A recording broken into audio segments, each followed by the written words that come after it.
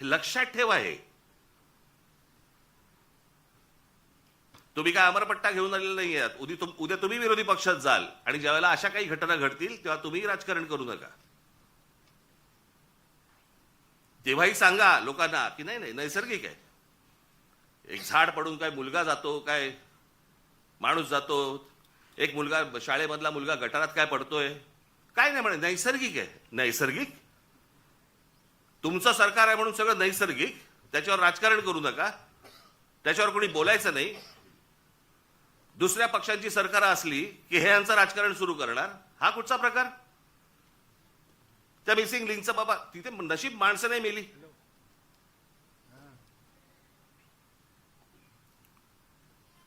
गंमत बघा, त्या मागे 2005 मुंबईमध्ये आला होता ना फ्लड, ते सगळं पाणी वगैरे तुंबलं होतं. 1000 मिलीमीटर पाऊस पडला होता. 1000 मिलीमीटर. काही 2-3 तासाच्या अंतरात त्याला मुंबईची ही हालत झाली होती. 1000 मिलीमीटर. आणि आता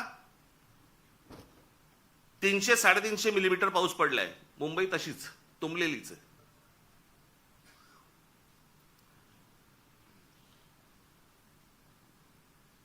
तेव्हा वारे बाप वाटेल ते बोलायचे, वाटेल ते सगळी आंदोलनं करायची, पैसे खाल्ले, हे केलं ते केलं, तेव्हा राजकारण नाही. आता मुंबई तुंबली नाही, नैसर्गिक आहे. ती कोणती बाई ती गाणी म्हणायची,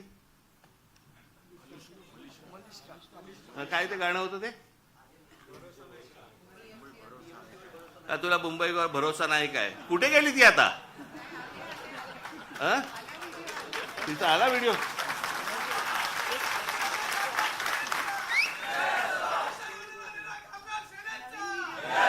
नवीन व्हिडिओ आहे का जुनाच टाकलाय? नवीन केला असेल तर चांगलं आहे. कोणाला पाहिलेली नाही ती. पण तेव्हा गात होती तेव्हा सुख घेतलं. आता दुसरे जेव्हा बोलायला लागले त्यावेळेला त्रास व्हायला लागला. आता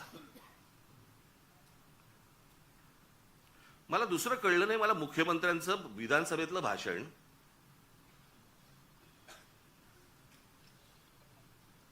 की या मिसिंग लिंक प्रकरण हे उत्तम दर्जाचं ते काय कन्स्ट्रक्शन आहे वगैरे वगैरे सगळं झालं, आणि ह्याचं जर समजा कोणी राजकारण करत असेल आम्ही बघून घेऊ त्याला. मुख्यमंत्री आहेस ना तू,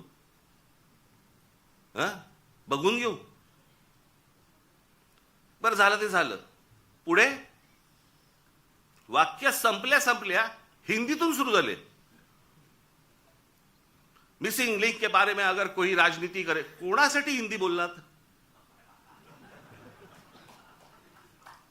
समोरचे आमदार मराठी, महाराष्ट्राची विधानसभा, महाराष्ट्राच्या विधानसभेमध्ये आमचा मुख्यमंत्री, महाराष्ट्राचा मुख्यमंत्री हिंदीत बोलतो. कशासाठी? कोणाला सांगायचं होतं? कदाचित आपल्याच पक्षातल्या वरच्या लोकांना सांगायचं असेल, बघून घेईन.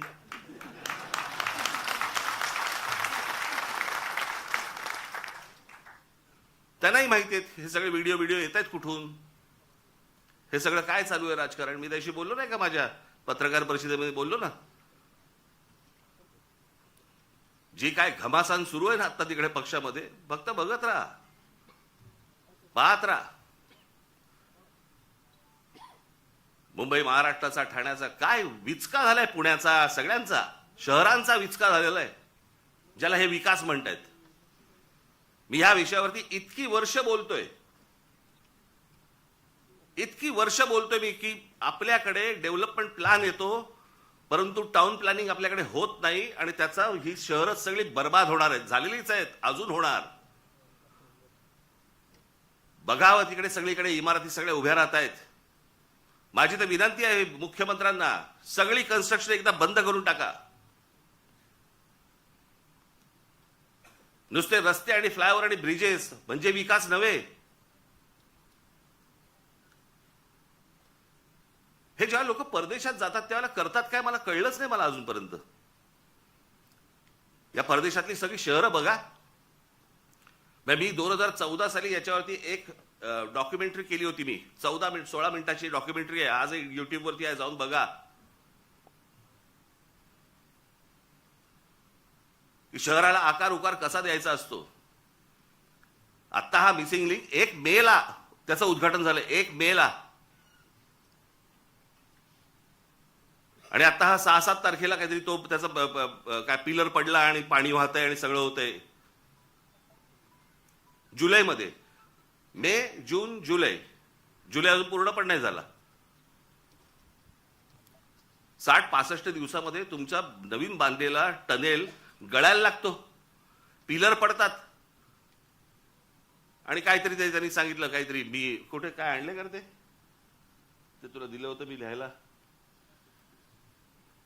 कॅनडामधनं आम्ही त्याचा रिसर्च केलाय आणि मग त्यांनी त्यांचं डिझाईन केलंय. मग इंडोनेशियामधनं आम्ही पाईप हे आणलेत, मग जर्मनीमधनं हे केलंय, अजून काहीतरी केलंय.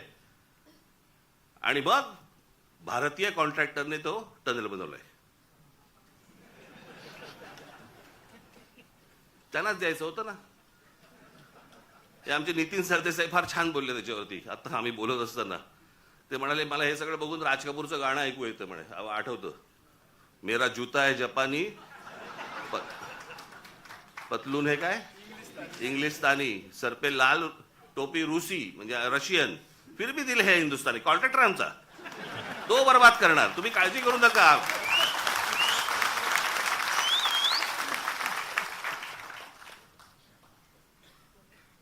या मध्यंतरी कंत्राटदारांचे व्हिडिओज आले होते.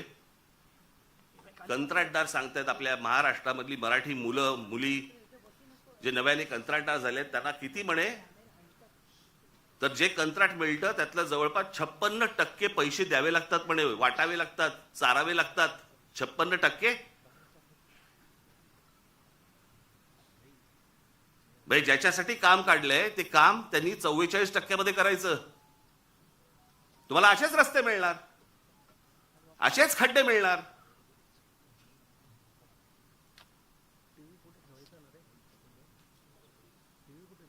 हे आपल्या कंत्राटदारांचं कामच नाही. ते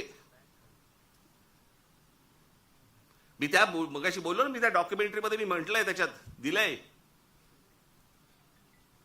छत्रपती शिवाजी टर्मिनस आपलं अगोदरचं VT station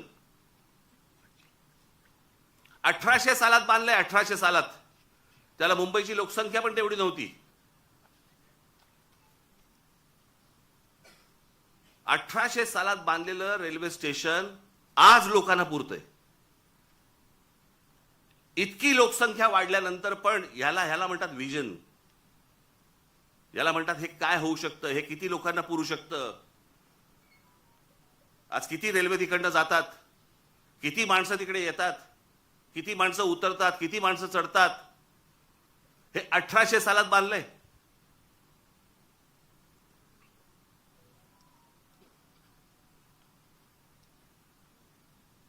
अमेरिकेमधली empire state building, किती उदाहरणं द्यायची हो जगामधली तुम्हाला. Empire state building